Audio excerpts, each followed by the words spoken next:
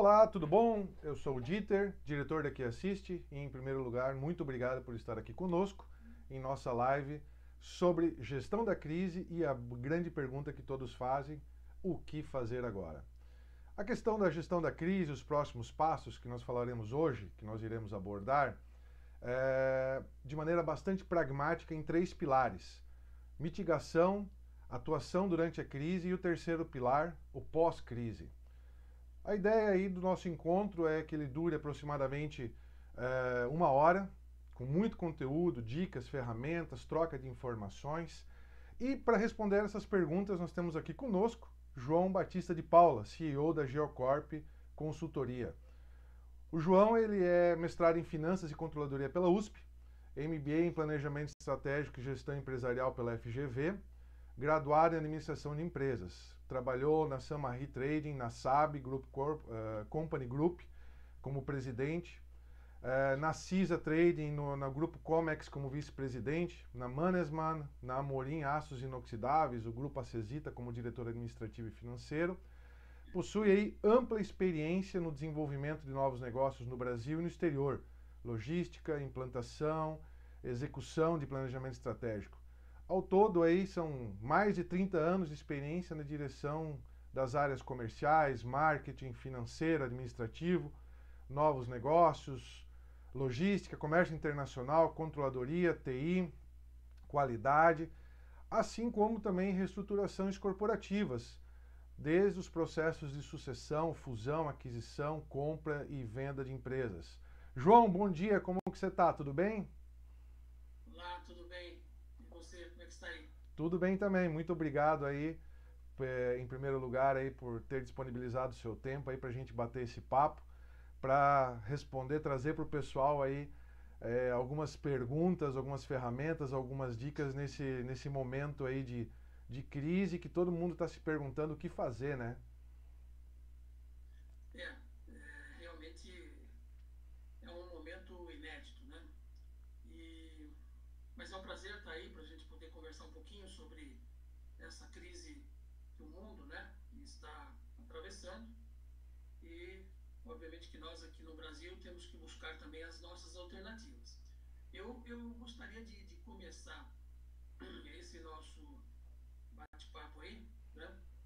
É, falando aí sobre os impactos, né, da economia social e tudo mais, mas com uma frase, né, do tipo assim: o mundo não será mais o mesmo. Isto é hoje uma verdade, né? Por quê? Porque nós estamos diante de uma crise aí sem precedentes na história socioeconômica da humanidade. Nessa situação que é ímpar, né, não existe passado para se apoiar, né? Regra geral, eu costumo dizer que a gente aprende com o passado, especialmente com os erros e com as crises. Mas nós não temos esse passado, né? Porque nunca existiu uma crise com estas características e proporções, né? O que vem promovendo, em primeiro lugar, aí no mundo todo, né, um medo e muita insegurança. Com certeza, nós teremos novos padrões aí que serão estabelecidos. E com isto, teremos aí impacto em todos os conjuntos da chamada pirâmide das necessidades, né? Recordando um pouquinho a nossa conhecida pirâmide de Maslow, onde se define aí as necessidades do ser humano, né? As necessidades, recapitulando um pouquinho aí, né? As necessidades funcionais, as emocionais, as aspiracionais e social. Com certeza, né? Isso tudo vai sofrer aí uma mudança, né? Essa pirâmide invariavelmente tem que ser revista. Isso aí a gente está falando agora, João, para o pessoal que está acompanhando a gente aí. Temos aí algo em torno de 25 pessoas assistindo a nossa live já. Quem estiver assistindo e está gostando aí já pode compartilhar também. A gente está falando aí dos impactos econômicos e sociais na economia global, né? Isso, exatamente. Nós estamos falando sobre os impactos econômicos e sociais na economia global e tudo isso que eu falei aí até agora, né, tentando resumir o que significa esta pandemia, essa crise, né, no sentido de que, falando agora da economia, né, o choque que essa crise vai gerar aí na economia global, com certeza será enorme, né, acompanhado de uma recessão com queda no PIB, né, das principais economias mundiais, para não se dizer praticamente em todas, né? E no Brasil, para a gente ter uma ideia, os economistas já trabalham com uma redução do nosso PIB para 2020 entre 5% e 7%, né? Dependendo, obviamente, do tempo de duração dessa quarentena que nós estamos aí submetidos no país inteiro.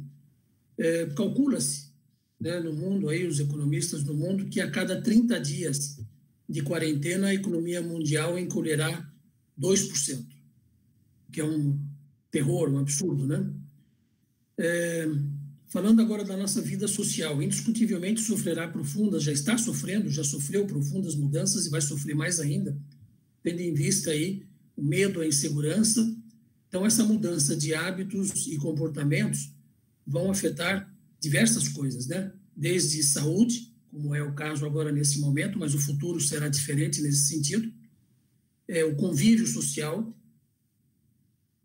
o processo de cooperação, né? Que a humanidade, o ser humano está passando por uma mudança e nesse aspecto aí deverá ser muito positiva, a coordenação da vida, das coisas, né? O trabalho em casa, né? O nosso home office, o ensino à distância, que está aí agora como uma realidade, as lives de tudo quanto é tipo, como é o nosso caso agora aí, que nós estamos batendo esse papo com os amigos que estão aí conosco conectados, as relações virtualizadas, enfim, todo um conjunto de padrões que serão revistos.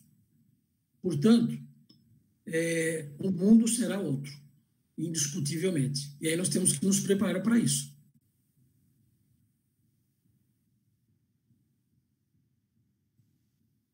Legal, João. Pegando aí esse gancho aí que você colocou agora, né, falar dos impactos, né?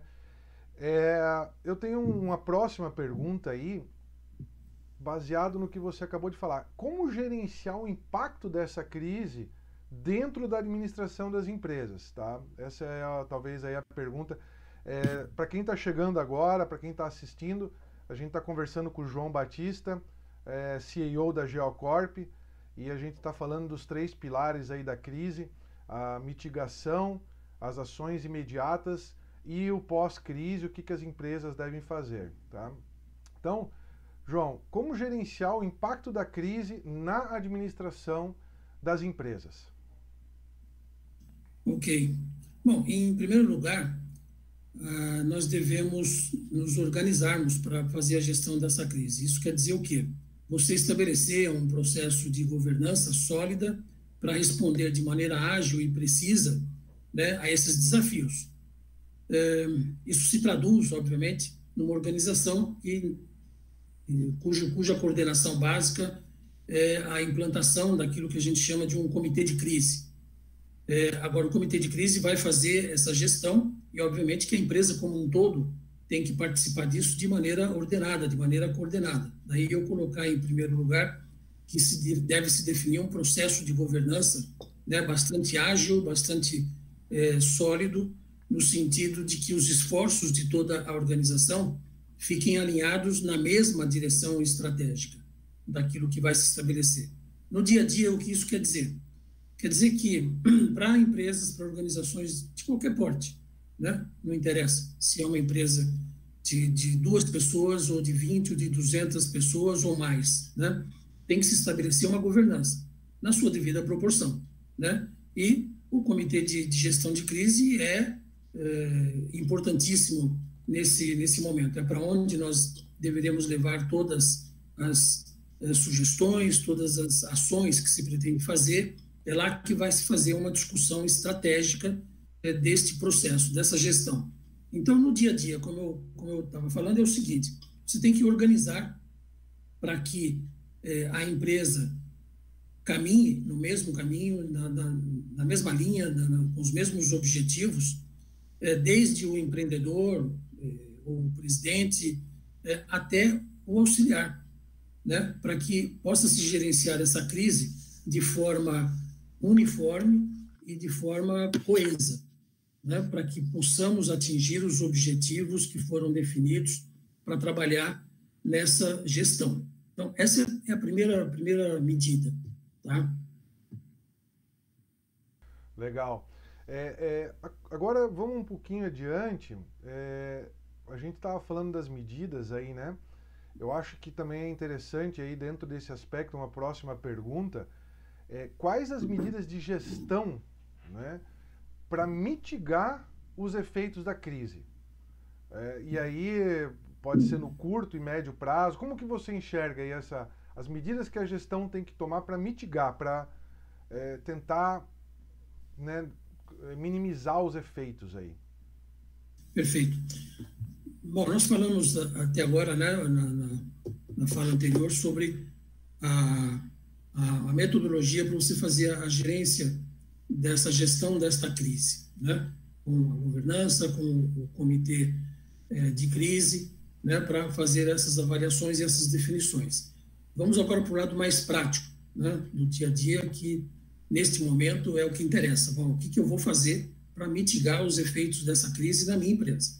Então, em primeiro lugar, começando a falar de algumas ferramentas, eu vou falar aqui rapidamente, sem entrar em detalhes de como fazer exatamente, tal, mas vai ficar bem claro, né?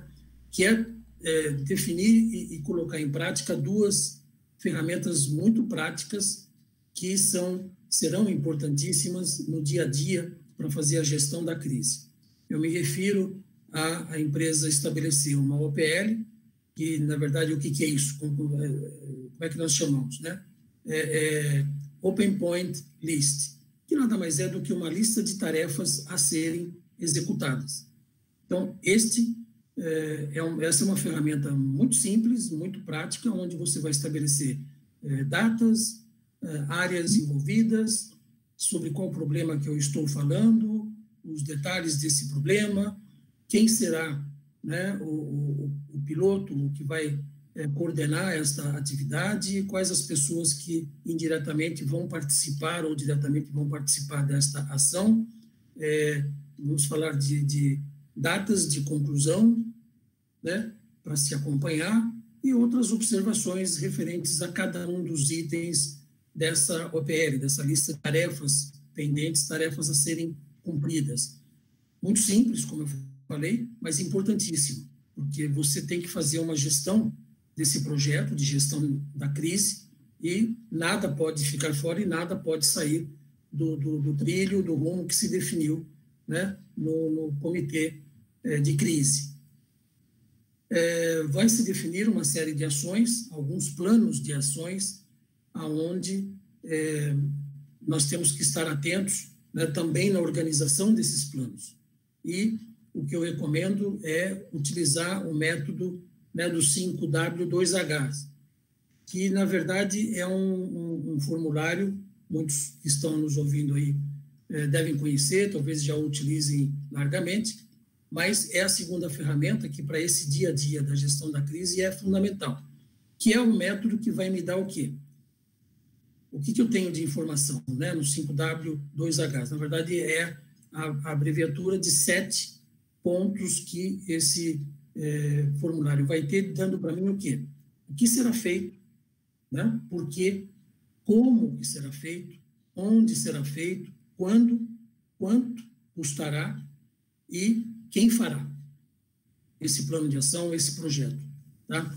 Então, assim, rapidamente, são duas ferramentas que eu considero fundamentais para que a gente possa fazer a gestão e a aplicação das ações que nós vamos discutir um pouquinho aqui agora para mitigar os efeitos da crise. Bom, indo agora para o lado prático, né, de como é que nós vamos agir.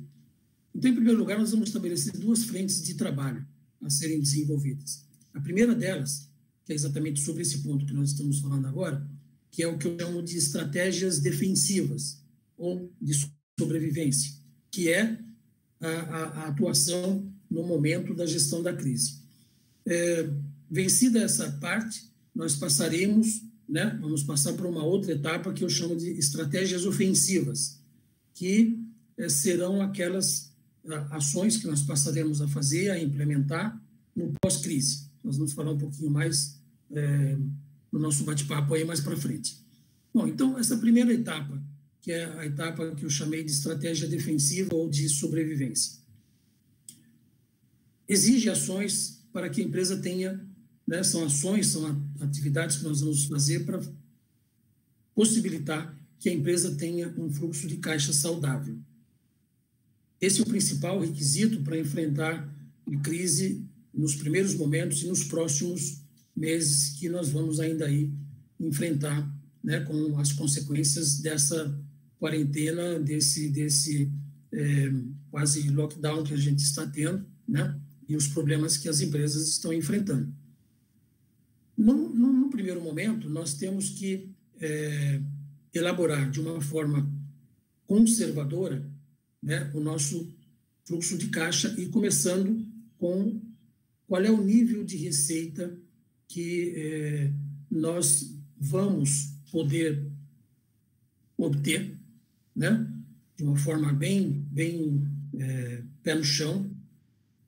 E para isso é fundamental uma primeira ação, que é rever o modelo de negócio atual, de uma forma muito simples e muito objetiva, né? Por quê? Porque eu tenho que ajustar o meu fluxo de caixa e tenho que, obviamente, ajustar as novas demandas e restrições.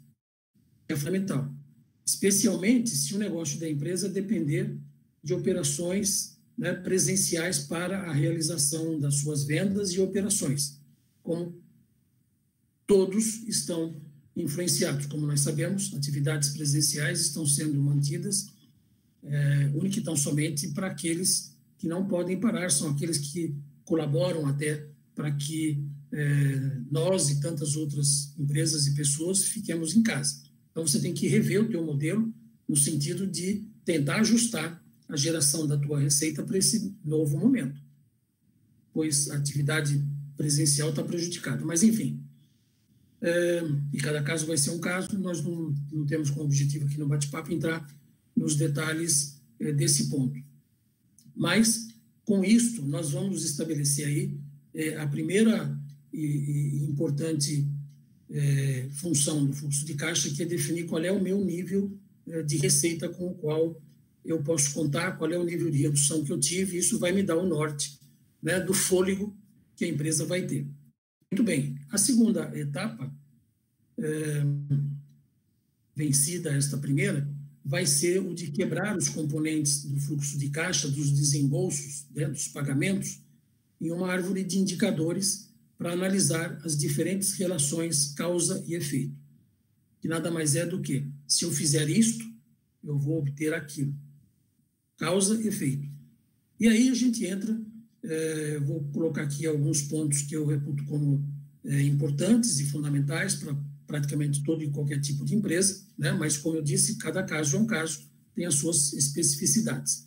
Mas vamos começar, por exemplo, com custos e despesas não operacionais. Então, você tem que detectar tudo aquilo que você tem de custo, tudo aquilo que você tem de despesa que não está diretamente ligado à atividade da tua empresa, que não é foco do teu negócio. O que se faz com esses casos? Elimina. Você tem que eliminar. Ah, mas eu não tenho. Tem. Todas as empresas têm, porque isso vai acontecendo no decorrer das atividades, das operações, isso vai acontecendo e existe. Então, primeira coisa, custos e despesas não operacionais. Eliminar. Outro ponto importante, renegociar prazos de recebimentos. Todo mundo está querendo isso, óbvio, mas é uma renegociação, né? É trabalhar da melhor maneira possível, se você conseguir 1 dia, 2 dias, 3 dias, isso já vai dar efeito no seu fluxo de caixa. Então, reduzir o prazo de recebimento no que for possível. Renegociar também prazos de pagamentos com fornecedores e outros parceiros. E da mesma maneira, negociar o melhor possível. Cada dia que se obter para ter um pouco mais de fôlego vai refletir, vai repercutir no teu fluxo de caixa. portanto, te dá mais gás. Passivos bancários.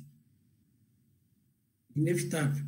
Você tem que renegociar com os seus bancos, tentando alongar a sua dívida, para que você tenha mais fôlego, né? E batalhar para reduzir custo. É uma tarefa dificílima, né? Nós estamos num momento, como eu falei, medo e insegurança. Isso para o mercado financeiro soa como custo financeiro mais alto. Portanto, eu estou falando de algo de nadar contra a maré, mas tem que ser feito. É uma atividade que você tem que buscar junto aos seus bancos. Reduzir o volume de estoque. Para você que trabalha com produto e não serviço, é um outro item fundamental que demanda sempre muito capital de giro na tua empresa. Então, se você vinha trabalhando com um estoque para 15 dias, 30 dias, reduza para uma semana, para 10 dias, o quanto for possível, desde que, obviamente, você consiga definir estratégia com os teus fornecedores e parceiros para que eles atendam a sua reposição de estoque nos prazos que você necessita. Né? Isso é fundamental. Ativos e bens não operacionais. Realiza. Né?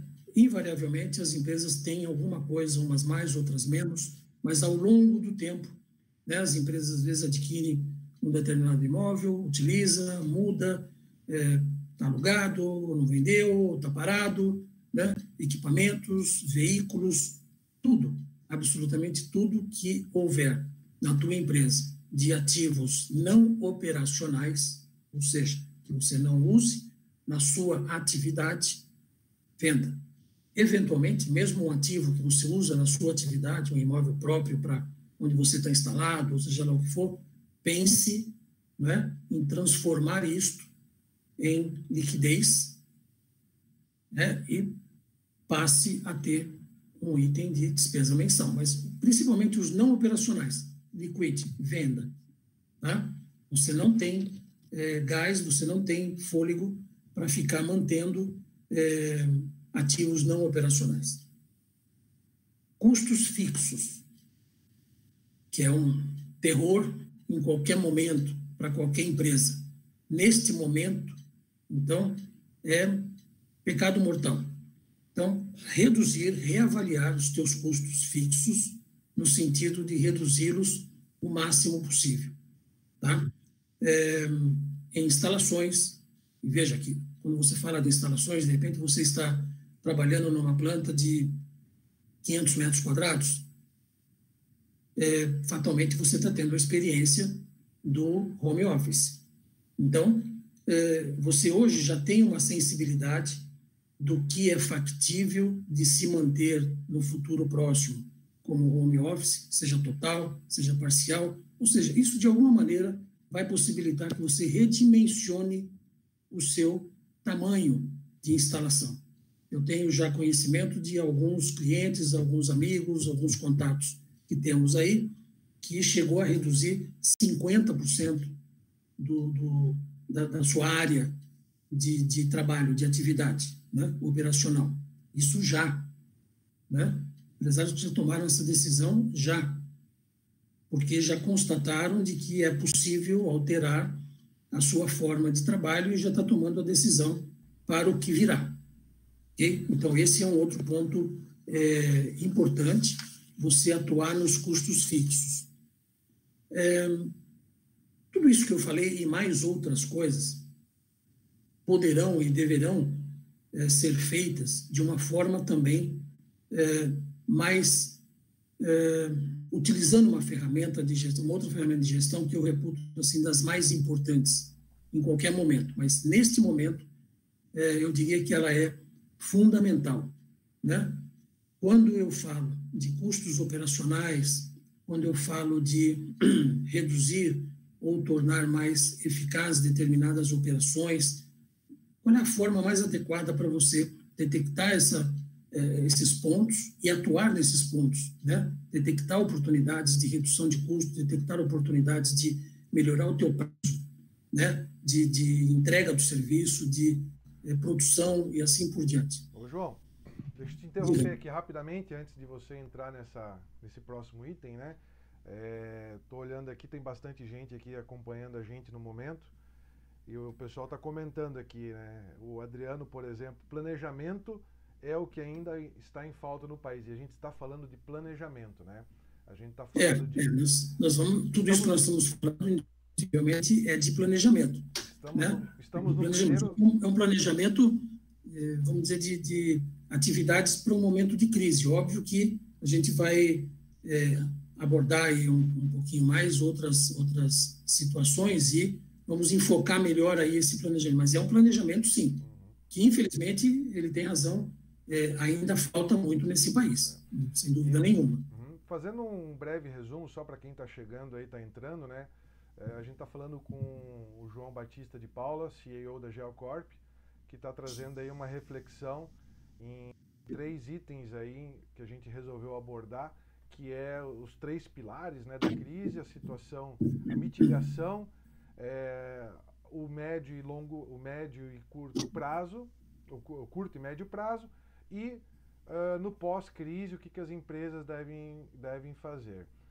Muito bem, João, a gente falou agora também um pouquinho, só para fazer um resumo também para quem está entrando agora, comitê de crise, ferramentas, OPL, realmente trazer uma estruturação nesse momento antes de sair.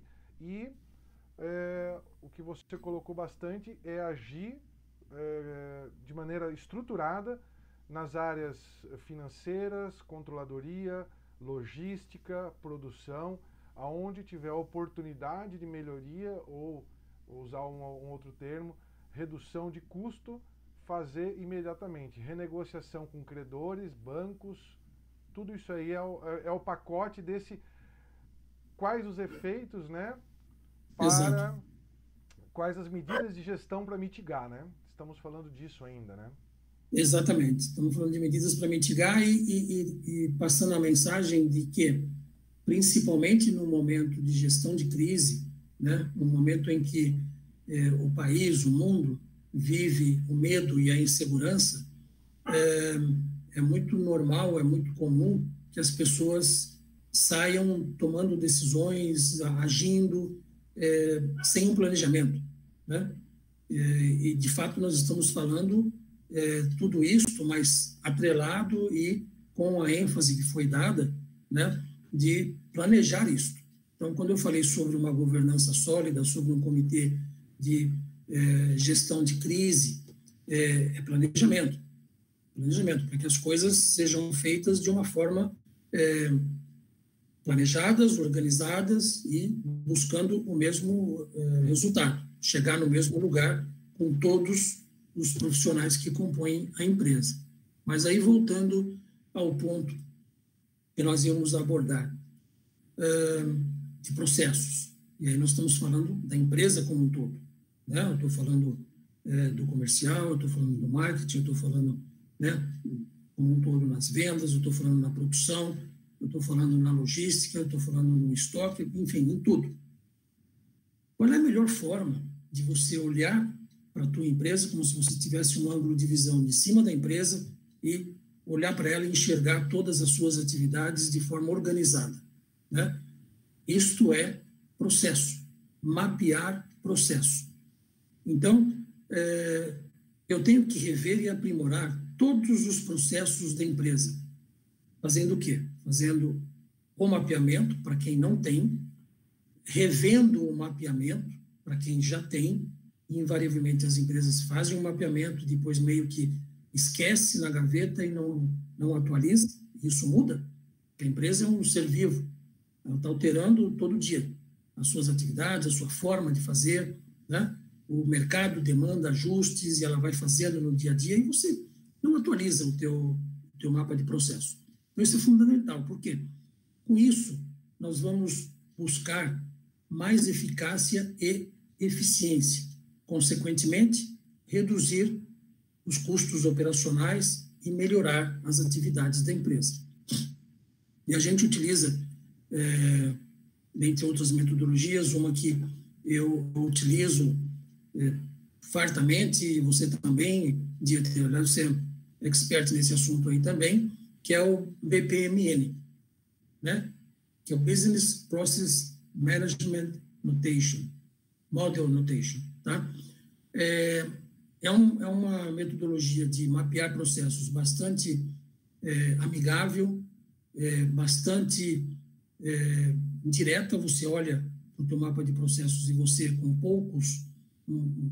pouco tempo de treinamento, você lê aquele mapa de uma forma tranquila e, com isto, você terá também, falando de planejamento, você está planejando, né, como você vai fazer e tomar todas aquelas medidas que eu falei anteriormente e outras, para você fazer o quê? Redução de custo, eliminação de custo não operacional, reduzir o custo operacional, melhorar, né, o teu processo, agilizá-lo, e com isto você vai também organizar a tua forma de atuar neste momento de crise. Onde é que eu posso melhorar com o menor custo? Isso é que todo mundo quer, né? Pô, João, fácil de falar e difícil de realizar. Eu concordo. Por isso que você tem que trabalhar com ferramentas adequadas, com profissionais adequados que vão te auxiliar, que vão te levar a atingir esses objetivos, tá? Bom, acho que ficou claro que com o mapeamento dos teus processos, você abriu um leque enorme, né? Um quadro que vai estar na tua frente, onde você sabe onde você vai poder atuar. Inclusive e principalmente para aquele primeiro item que eu comentei lá, quando você começar a elaborar o teu novo fluxo de caixa e a tua nova forma de receita e quanto você vai obter de receita, este mapa vai te dar um conhecimento muito grande, uma visão muito grande, boa e precisa, né, de como é que é a tua empresa, e você vai poder trabalhar nos ajustes que serão necessários. Mas voltando ainda para algumas outras atividades que fatalmente contribuirão para você passar por este momento de crise, e depois nós vamos falar do pós-crise. Mas, voltando para isso, feito, né, o mapeamento, você tem um leque enorme, né, de custos, despesas de atividades, enfim, tudo aquilo que você pode mexer. E aí eu quero alertar alguns pontos importantes.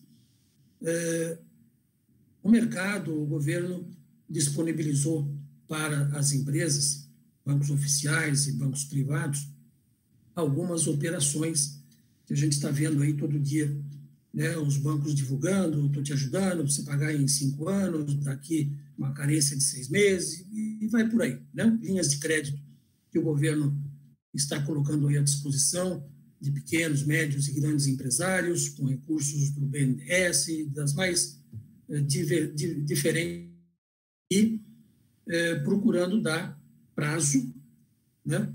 E, de certa maneira, custo.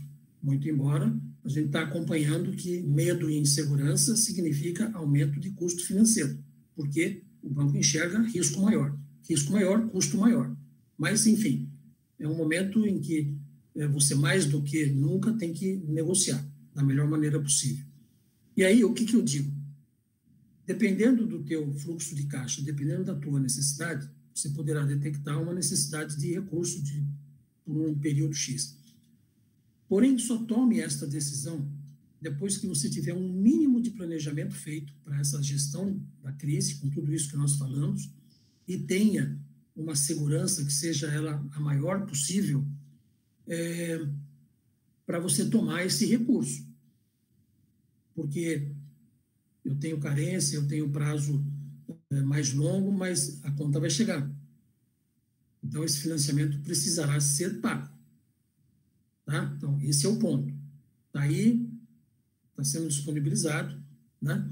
Mas com cautela. Só tome essa decisão não no início. Eu sei que, às vezes, é quase inevitável, porque, puxa, me pegou no momento no contrapé. Estou com caixa baixíssimo, estou com caixa negativo, eu preciso cobrir. Calma. Né? Calma, porque você não está sozinho nessa guerra. Então, faça um mínimo de organização, um mínimo de planejamento, né, para você poder ter uma segurança maior. Esse é um ponto. Outro ponto. Deixa eu pegar um gancho aí, já que a gente está falando nesse momento aí da crise, né? A gente falou Sim. agora muito do mitigar os efeitos, né? Agora estamos falando de como agir no médio e longo prazo, né? De acordo com a evolução da crise, né? Eu diria que tudo isso, a gente está ainda, vamos dizer assim, nesse momento da crise, né? A gente já tem aí algumas várias semanas de quarentena, né? As empresas já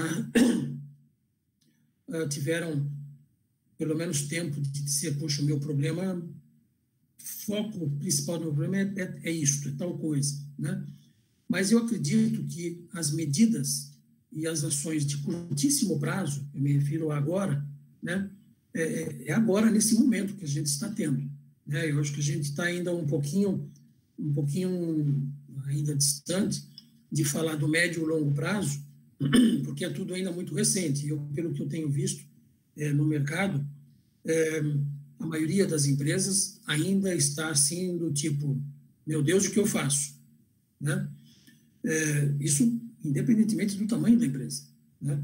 Óbvio que tem sempre exceções, tem empresas e são exceções mesmo, né? Como falou aí o Adriano, não se planeja. E, só abrindo um parênteses aqui, as pessoas confundem muito planejamento com acertar na mosca. Montei um planejamento, defini objetivo de venda, lucro, acertei na mosca. Planejamento aí também é isso. Porém, eu sempre enfatizei e volto a enfatizar que o mais importante num planejamento, além de acertar os alvos, eu diria que o ponto mais importante, que todos vão entender, que a gente está vivendo agora esse momento, é fazer com que a empresa seja adaptável. O que quer dizer isso? Que ela possa, né, no menor tempo possível, com o menor custo possível, se realinhar para outros caminhos, tipo este que nós estamos vivendo agora. Não acho que nenhum planejamento previu tamanha crise. Como disse no começo, nós estamos vivendo um momento ímpar, né? Uma crise como essa o mundo não viu jamais. Então, não houve histórico para dizer, puxa, aprendemos isso, aprendemos aquilo, aprendemos muitas coisas com muitas crises, mas como esta, não. Porém, as empresas que conseguiram imputar no seu planejamento, né, a capacidade da empresa de se mover, de se mudar de direção para outros mercados, outros produtos, essas invariavelmente têm uma grande vantagem. Não são muitas. Então, só voltando aí, Dieter, só para concluir, eu ainda estou falando realmente do já prazo, para a gente entrar aí depois no pós-crise, né?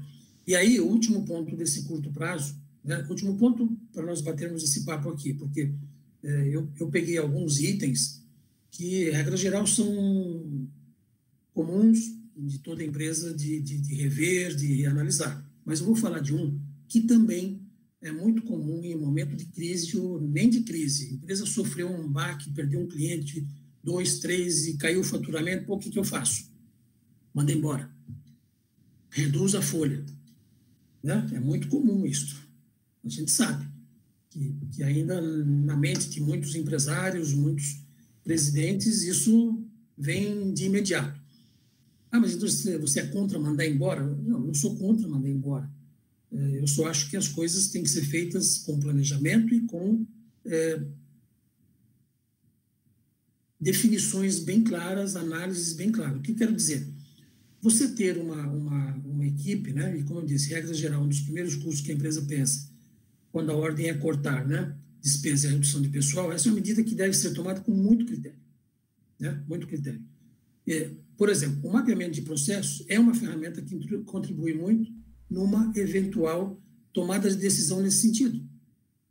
Vai te posicionar bem claramente como é que a tua atividade começa. Então, a empresa, gente, a empresa é feita de pessoas, né? Cuja formação e treinamento demandam, além do recrutamento e tudo mais, né? Demandam altos investimentos. E a gente sabe que nós ainda temos uma mão de obra muito falha aqui no país, né? Então, demanda altos investimentos até que tenhamos equipes que entreguem o produto ou o serviço, né, esperado pelo cliente. E demitir e contratar significam altos custos. Portanto, são medidas que devem ser tomadas com muita reflexão e cautela. Por quê? Porque você está fazendo a gestão da tua crise, mas você pensa, né, e da sobrevivência, você pensa, né, você está apostando, você está acreditando que a tua vida vai continuar. Então, depois que tudo isso passar, você precisa ter o mínimo de ferimento possível. E um dos ferimentos mais difíceis de serem curados, e custa muito, é admitir, né, profissionais, recompor tua equipe. Então, veja, não tem milagre. Se você chega num ponto em que a tua receita, o teu fluxo de caixa não permite, você tem que ir, obviamente, ajustando. Mas o que eu estou recomendando é que seja feito com critério, tá? Até porque, voltando novamente ao que o governo está buscando ajudar a fazer, né? A gente tem aí também algumas medidas, né? Mais especificamente a medida provisória, acho que 936, que trata exatamente de uma nova forma de gestão, né? Uma nova forma de você utilizar a justiça trabalhista, né? Para você fazer renegociações. Então, antes de tomar a medida final, né? Corta, analise também, com tudo que eu falei, mapeamento de processo, todas aquelas reduções anteriores, chegou num ponto que você ainda não ajustou o teu fluxo de caixa, analise, né, o que a legislação te possibilita agora, de você fazer redução de contrato de trabalho, né, jornada de trabalho com redução de salário, né, tem aí as faixas que você pode fazer, 20%, 30%, 50%, ou até mesmo, né, a suspensão de contrato de trabalho por um determinado tempo que a legislação aí permite. Então, seja criterioso neste sentido. Tá? Utilize tudo que está aí disponível e use, né, essas ferramentas. Então, nesse momento, nós falamos do quê? Da OPL, né, que é a planilha de tarefas em andamento, que você tem que executar, né? O formulário para você fazer os seus planos de ações do 5W, 2H, e falamos agora do BPMN, que é a ferramenta para você fazer o mapeamento de processo. Ô, João. E para isso, se você tem um profissional dentro da empresa, legal, bacana. Se não tem, busque, né, quem possa te ajudar. Então, nós temos, né, muita experiência nisso e o importante é que você faça e utilize a ferramenta de maneira correta. A ferramenta não faz nada. João, Diga. Deixa eu fazer um adendo para você aqui, interessante.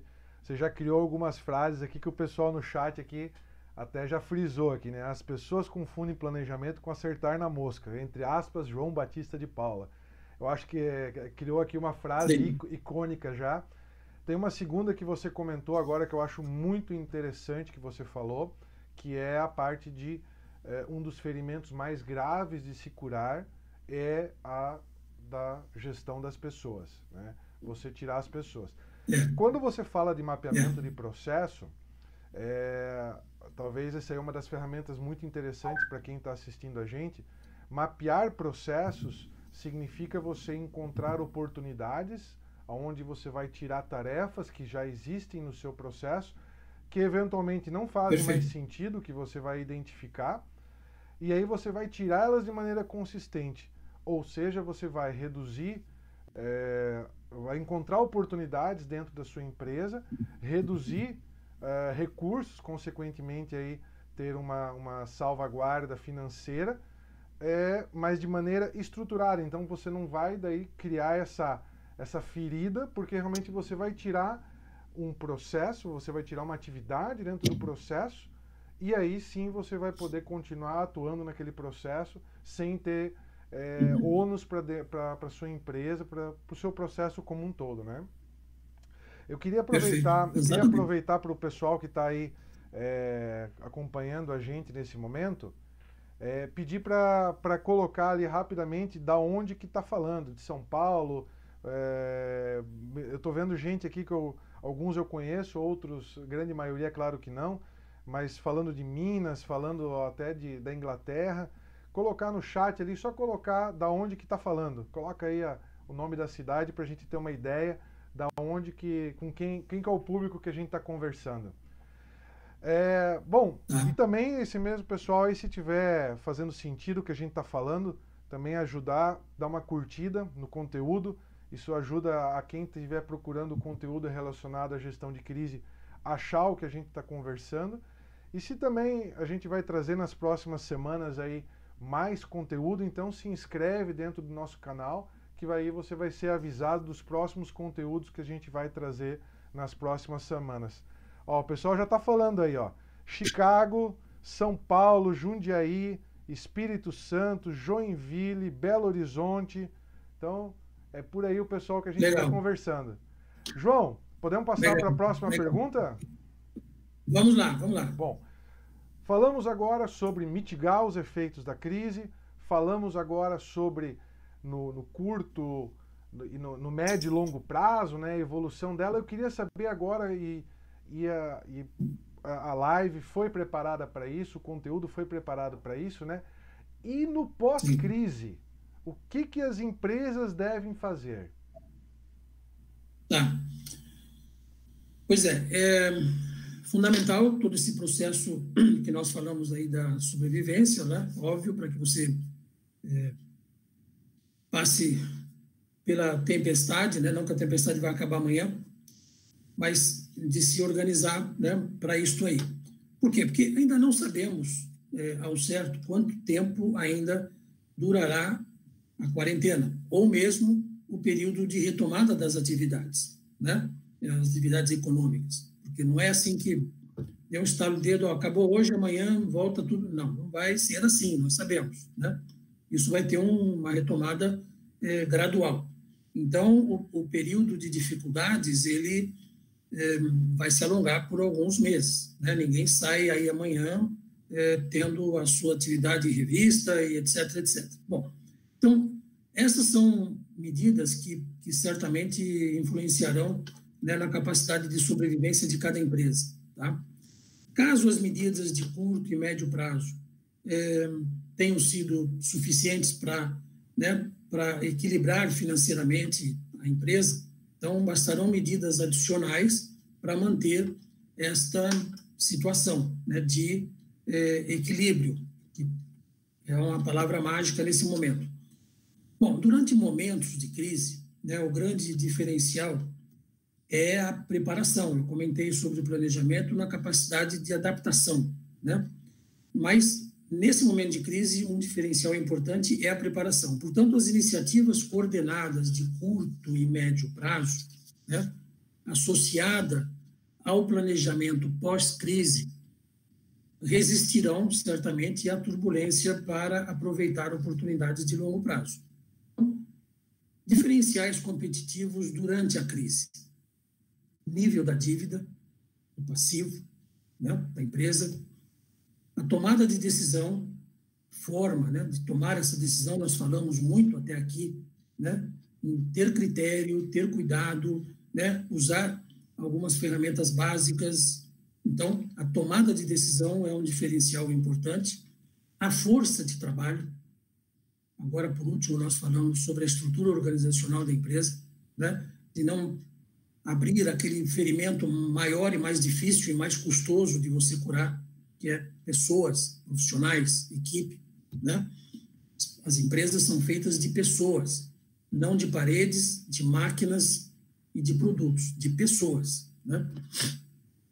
E, por último, o diferencial, que é inquestionável, tenho certeza que todos hoje pensam assim, porque ainda tinham pessoas que não, empresários, né, executivos que não pensavam assim, que é a transformação digital. Acabou. Isso hoje faz parte da nossa vida cotidiana. A exemplo do que a gente está fazendo aqui, né? Exatamente. Né? Exatamente. E as coisas acontecem fazendo-se as coisas dessa maneira. Tá? Então, transformação digital. E isto vai ocorrer de uma forma brutal. Já vem ocorrendo. Todos nós sabemos disso. Se você retroagir 10 anos atrás, você vê que muitas coisas que nós temos hoje no nosso dia a dia não faziam parte. Daqui para frente, isto vai ser mais ainda, mais ainda. Bom, e no pós-crise, né, o que as empresas devem fazer? Fizemos a gestão, mitigamos, né, riscos, equilibramos e estamos agora, né, buscando aí o nosso caminho para o pós-crise. Muito bem, as empresas vencedoras, você sobreviver, você equilibrar num momento como esse que nós estamos passando, já é uma vitória. Então, as empresas vencedoras vão eliminar custos excessivos, vão criar uma lista de projetos que formarão o seu próximo modelo de negócio. Lá naquela OPL, né? Isso, exato. E vão investir e contratar antes que o mercado se recupere. Vejam bem, as empresas vencedoras. Então, modelos de negócios irão surgir ou emergir aproveitando oportunidades que até então eram inexistentes. Criar novos espaços de mercado naqueles já existentes, né? E agora, com base em todas essas informações, né, como podem reagir cada negócio? Né? Como reagirão os negócios? Bom, a evolução de tudo será muito, mas muito rápida, isso é indiscutível, e aliado à capacidade de adaptação do homem. Tome como exemplo cada um de vocês que estão nos assistindo e nos ouvindo. Nesses poucos dias de quarentena que nós estamos enfrentando, no que você já se adaptou? Veja que a rapidez com a qual o homem se adapta é enorme. Então, a evolução de tudo será muito rápida. Preparem-se para ter uma velocidade de cruzeiro mais alta, sem dúvida nenhuma. Bom, a empresa, né, deverá buscar este novo modelo de negócio, isso é um ponto importantíssimo, colocando como foco central os clientes e usuários, os stakeholders, todos os que tiverem interesse no teu negócio, no teu serviço. O foco central deverá ser o cliente, né? Porque eles é que determinarão novas necessidades e expectativas. O que isso quer dizer? É você ter a visão não de dentro para fora da tua empresa. Do tipo, poxa, desenvolvi um produto bacana, bonito, lindo, maravilhoso, é isso aqui que eu quero vender. Quem te disse que é isso que o mercado quer comprar? Então, a visão é outra.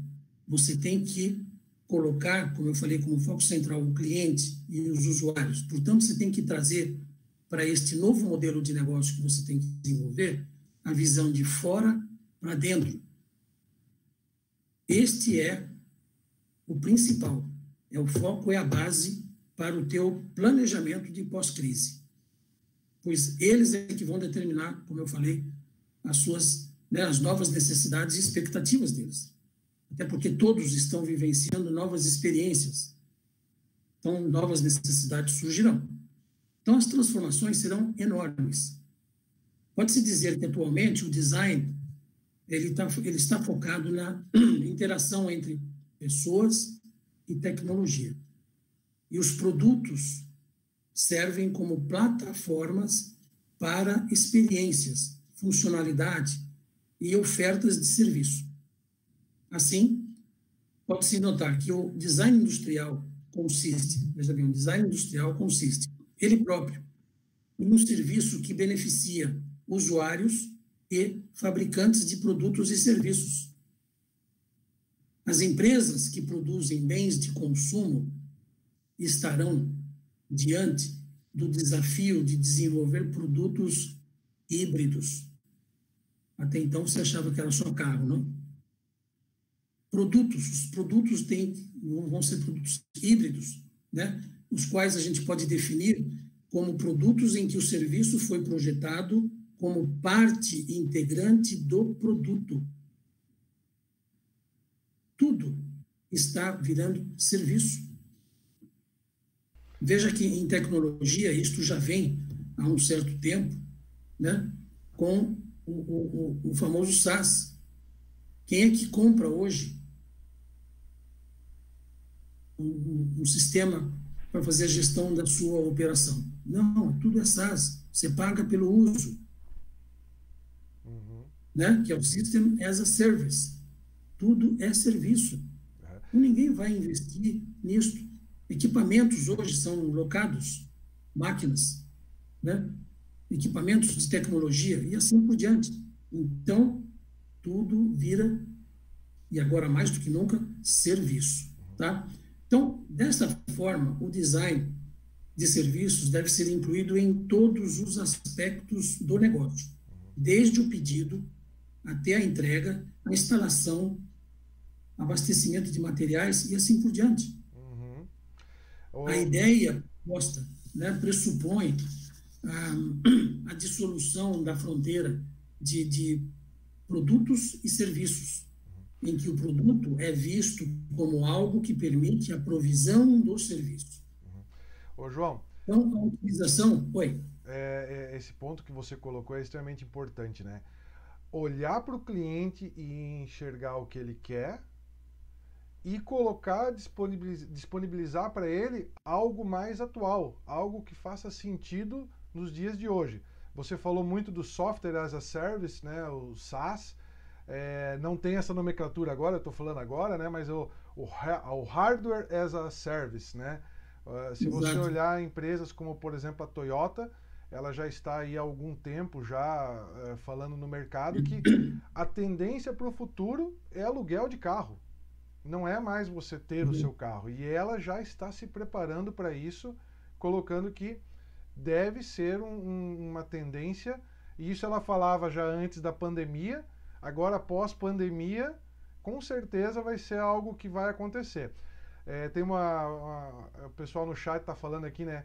Essa pandemia apenas adiantou o processo do foco em cliente, em que vendemos serviço, entre aspas, e não mais um produto. Exatamente o que a gente está falando aí nesse momento. Né? Exatamente. Se você, pegando essa parte do hardware que você pegou aí como gancho, me trouxe aqui à mente o seguinte. Nós temos aí uma startup, eu já conversei contigo sobre isso, que está exatamente nessa linha. Né? Como é que as empresas funcionaram até então? Né? O SaaS, como nós falamos, já tem um certo tempinho, porém você via vários casos, empresas buscando desenvolvimento de sistemas de gestão, comprando, né, projetos para software, sistemas de URP, né? Isso virou palavrão, né? Uma coisa que não faz o menor sentido. Mas ainda encontrava-se aí muitas fábricas de softwares trabalhando exatamente na construção de sistemas e vendendo para empresas. Então, o SaaS ele já vem sofrendo essa maior procura já há um certo tempo. Diferentemente, os equipamentos. Já tivemos o aspecto da nuvem e assim por diante. Agora, quando se for o hardware, né, as a service, algo do tipo, essa startup busca, para você ter uma ideia, exatamente os nossos ouvintes aí, os nossos amigos que estão conosco, fazer o quê? Vender serviço, né? Mas já vender a solução embarcada. Ou seja, ao invés de você equipar, vou pegar o mais simples de entender, a tua equipe de vendas e dar à tua equipe, né, um tablet, por exemplo, aí você compra os seus tablets, a área de suporte tem que instalar o sistema, seja seu ou outro que você precise adquirir, você tem que fazer a logística de envio desse material para toda a região que a empresa atua, vamos ser Brasil, você tem que ter um seguro, enfim, é a tua equipe que vai sair na rua com um tablet para poder ter a conexão, ter o catálogo de produto, fazer pedido, enfim, tudo aquilo que a gente sabe que pode ser feito hoje desta forma, né? Então, essa startup busca, por exemplo, entregar para a empresa a solução pronta, completa, dando o equipamento, dando o sistema instalado, próprio da empresa ou fornecido, né, por ela. Seguro, logística, logística reversa, quebrou, roubou, precisa de uso de protetor de tela. Como? De que maneira? Com um pagamento mensal. Serviço. Sim. Né? Bom, só um exemplo aí, um parênteses, né? Porque isso já são coisas já em andamento, e obviamente que isso vai sofrer uma evolução muito rápida e maior, né? Mas, voltando, né? A utilização do Design Thinking de serviço combinado com a inovação em modelo de negócios são hoje, eu me refiro para o planejamento do pós-crise, ferramentas fundamentais como base para o novo planejamento estratégico do negócio. Então, eu não vou começar pelo planejamento. Já vou estar fazendo planejamento quando eu falo num design e num modelo de negócio. Mas a base para eu tocar para frente todo o planejamento estratégico são essas duas, o resultado da aplicação dessas duas ferramentas, né? No sentido de adaptar a empresa a uma nova era dos negócios no mundo. Nós estamos falando de um novo mundo, né? Então, isto é fundamental. Eu diria que o pós-crise passa por esta visão e por esta forma de atacá-lo. Você tem que desenvolver um novo modelo de negócio. Isso não escapa ninguém. Uma coisa interessante que está ocorrendo agora, todos estão vendo, todos estão fazendo parte do nosso dia a dia, grandes marcas, né, já consolidadas no mercado, seja do mercado financeiro, grandes designers, enfim, marcas já consolidadas no mundo, né? E a gente tem visto, né, que todos eles estão buscando uma forma de ajustar a sua marca, ajustar a sua atividade a um novo tempo, a um novo mundo. E com muito cuidado, para fazer com que o público, né, que consome a sua marca, o seu produto, o seu serviço, não associe um eventual aproveitamento dessas marcas, dessas empresas, para o momento atual de crise, de pandemia, de sofrimento, de medo, de insegurança. Então, é um esforço muito grande para fazer com que, olha, nós estamos aqui, somos a sua marca e estamos ajudando, procurando ajudar. Veja que o foco, né, daquele que, pô, meu produto é mais bacana, você tem que ter mais desejo de ter meu produto, meu produto é mais bonito, é mais caro, mais barato, é chique, não é, enfim, está sendo levado para o mercado com muito cuidado. Isso quer dizer o seguinte: o que anunciar? Veja que isso já é um reflexo de tudo isso que nós estamos falando, que todos, inclusive essas grandes marcas, essas grandes empresas, seja banco, seja uma Nike da vida, seja o que for, né, estão se reposicionando. É um novo mundo, é um novo modelo de negócio. Você João, tem que prever e você tem que se ajustar. É isso aí. É verdade, com certeza. João, só para dar uma alinhada aqui, nós temos aí um pouquinho mais de 1 hora de transmissão no momento. Eu tenho mais uma pergunta. Temos aí 1h10 mais ou menos, né? Passou um pouquinho de 1 hora que nós programamos com todo mundo. Para quem está assistindo a gente, um pouquinho de calma. Eu tenho mais uma pergunta para fazer, tá? Então eu acho que nós temos aí mais uns 10 minutos aproximadamente de bate-papo nessa 1 hora, onde a gente veio trazer aí o que fazer agora, a crise nas empresas, as ferramentas que podem ser utilizadas. E o pessoal aí também que está assistindo a gente, mais 10 minutinhos mais ou menos. Eu acho que dá para conversar mais esse tempo, né, João? Sim, sim. Tá bom. Para a gente fechar os pontos todos aí. Beleza. Então vamos lá. Eu tenho mais um ponto que eu acho que está muito alinhado e no pós-crise o que as empresas devem fazer, né? Que foi o que a gente conversou até agora. A pergunta final, tá? Antes de eu falar da pergunta final, semana que vem a gente vai ter um bate-papo também, dando continuidade a essa nossa iniciativa de falar sobre a crise e como ela está afetando as empresas e o que fazer no pós-crise. Semana que vem a gente vai falar sobre a qualidade, né?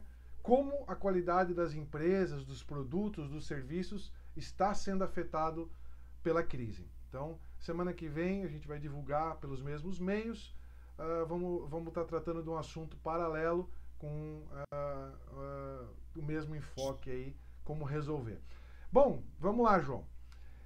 Que ferramentas de gestão que nós devemos utilizar e como que nós devemos estruturar o uso dessas ferramentas agora, nesse momento de pós-crise?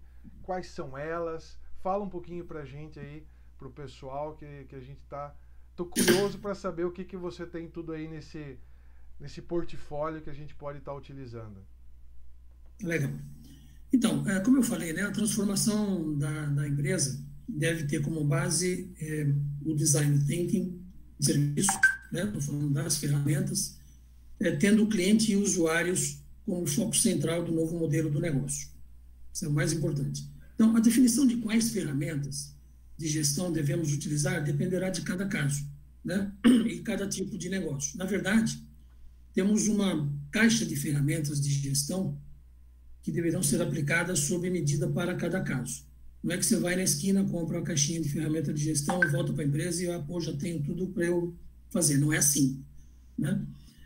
Então, nós utilizamos o Design Thinking de serviço combinado com a inovação em modelo de negócio, né, no Canvas, como base para a elaboração do planejamento estratégico da empresa, né, que vai utilizar pode utilizar diversas outras ferramentas combinadas. Então, nós já falamos, né, lá do início, um resumo rápido, da UPL, do modelo 5W2H, do mapeamento de processos pelo BPMN. Então, só aí nós já falamos de 3 ferramentas. Falamos do planejamento estratégico, que nós utilizamos o Balanced Scorecard, conhecido aí no mercado como BSC, que é uma ferramenta de gestão muito boa para você alinhar a organização, elaborar o planejamento, fazer o teu mapa estratégico, né? Alinhar a organização nos objetivos estratégicos para serem atingidos, tá?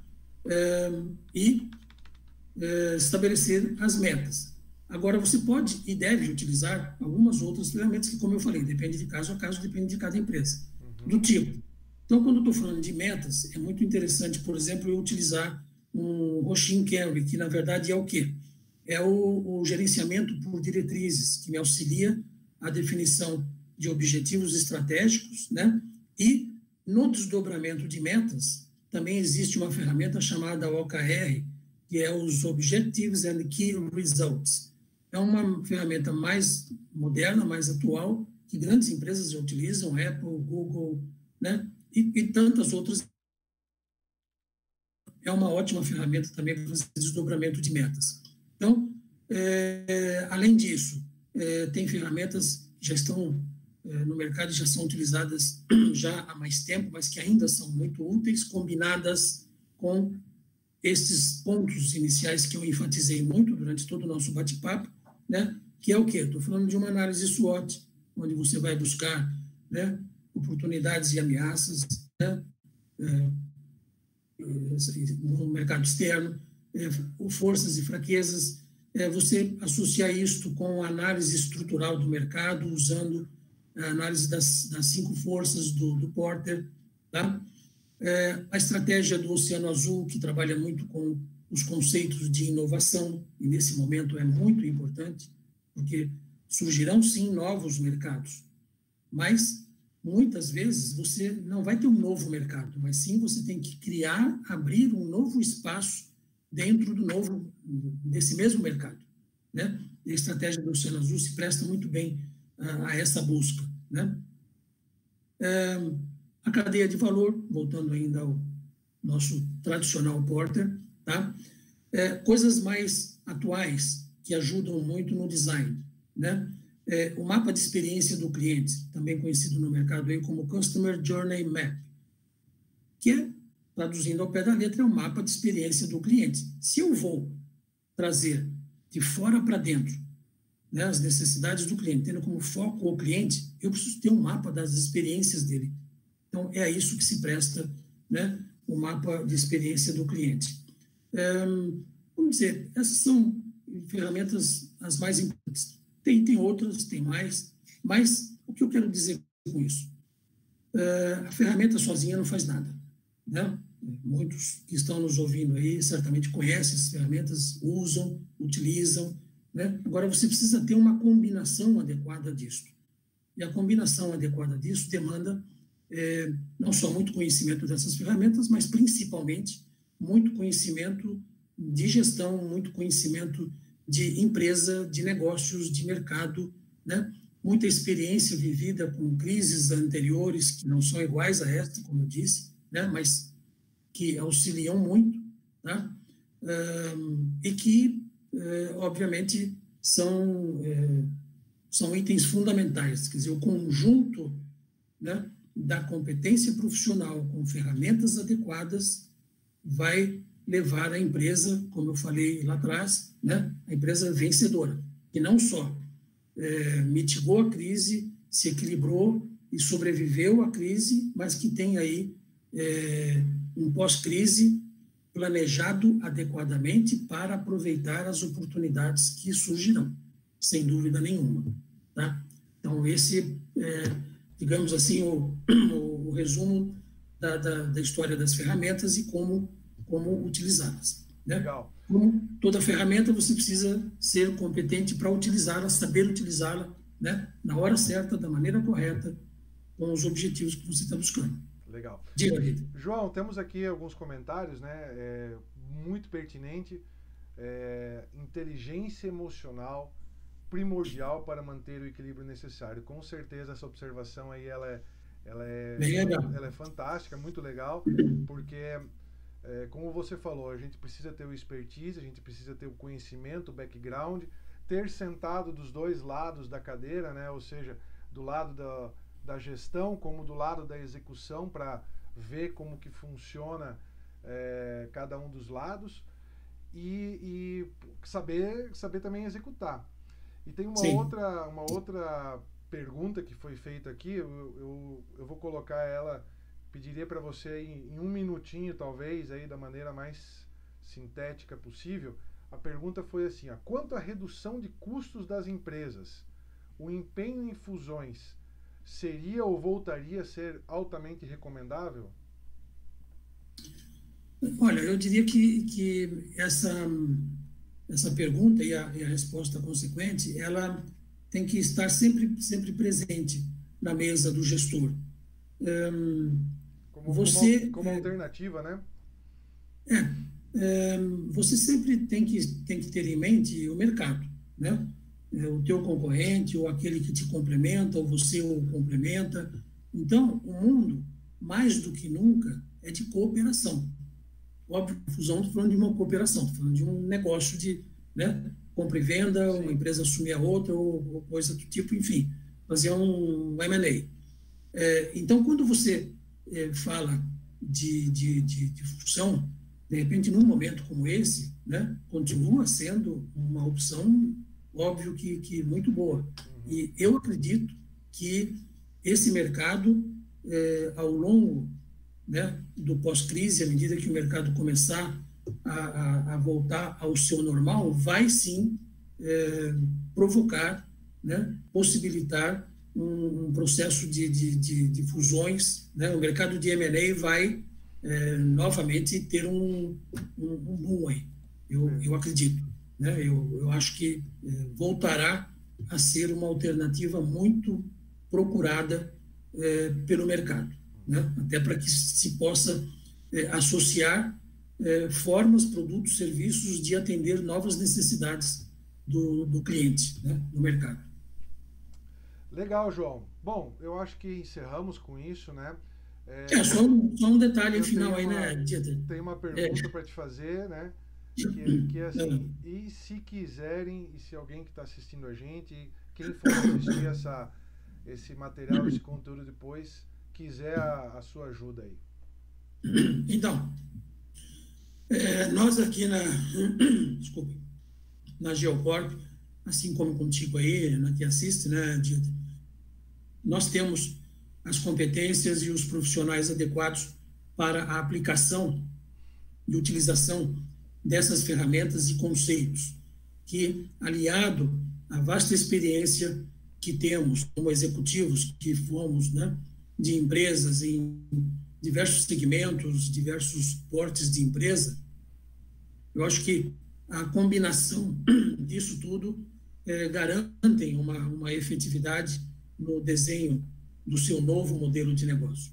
É um momento crítico, sem dúvida nenhuma, mas é um momento de muita reflexão e de buscar ajuda, sim, né, profissional competente para definir o seu novo modelo de negócio, partir para um novo mundo. Então, tendo interesse, tendo necessidade, querendo fazer um bate-papo mais específico, né, para algum problema de alguma empresa ou entender melhor algumas coisas, eu estou à disposição nesse sentido, né? E para buscar aí o nosso contato, acho que você está divulgando aí, né, Dieter, o e-mail, o telefone, e eu fico totalmente à disposição para poder dar continuidade a essa conversa ou discutir aí, eventualmente, algum trabalho mais específico que eu possa, obviamente, contribuir dentro desse contexto que nós conversamos agora, né? Muito bem. João, acabamos de falar aí com o João Batista de Paula, CEO da Geocorp. Muito obrigado aí pelo seu tempo, pela sua presença, pelo esse bate-papo que nós tivemos. Para quem assistiu a gente aí também, muito obrigado pela presença e pela interação. E até o próximo vídeo, próximo conteúdo. Muito obrigado. É isso aí. Muito obrigado aí a todos que estiveram conosco aí nesse bate-papo, e tudo ficará bem, tudo vai passar, né? Mas temos que estar atentos a esses pontos aí que nós conversamos hoje. Né? Tudo de bom aí para todo mundo. Quem estiver assistindo, tem aí o próximo vídeo, outros vídeos do nosso canal. Não esquece de dar uma curtida nesse vídeo se você gostou. Se inscrever no canal para receber outras dicas e outros conteúdos relevantes relacionados à gestão empresarial. Grande abraço a todos e até logo.